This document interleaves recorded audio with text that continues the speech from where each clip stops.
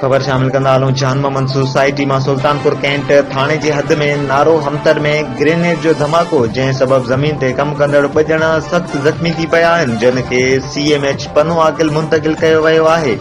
जलाल ॻोठ लॻ बिलहणी staff road ते नारो हमतर में हिकु ग्रेनेड जो धमाको थियो, जंहिं सबब पंहिंजी ॿनी ते कम कंदड़ 24 साला हाफ़िज़ अब्दुल समी ऐं 45 वरहि जो अरबाब अली इंदड़ सख़्त ज़ख़्मी थी पिया आहिनि, जिन खे भरिसां स्टाफ ते वेठल माण्हुनि वञी खंयो ऐं उन्हनि खे यकदम इलाज लाइ CMH पनो आकिल खणाए विया। इलाइक़े वासियुनि ॿुधायो त 24 साला हाफ़िज़ अब्दुल समी जी हालत तमामु सीरियस हुई, जंहिं खे इमरजेंसी ऑपरेशन लाइ CMH जे OT में शिफ्ट कयो वियो आहे।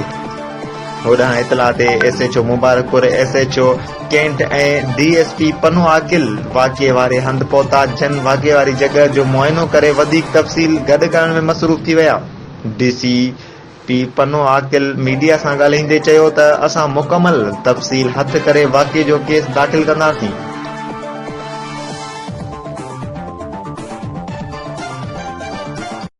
लाइक कयो असांजे वीडियो खे, वधीक मालूमात जे लाइ सब्सक्राइब कयो असांजे चैनल खे, बेल आइकन ते क्लिक कयो त जीअं ईंदड़ वीडियोस अव्हां ताईं वक़्त सर पहुची सघनि।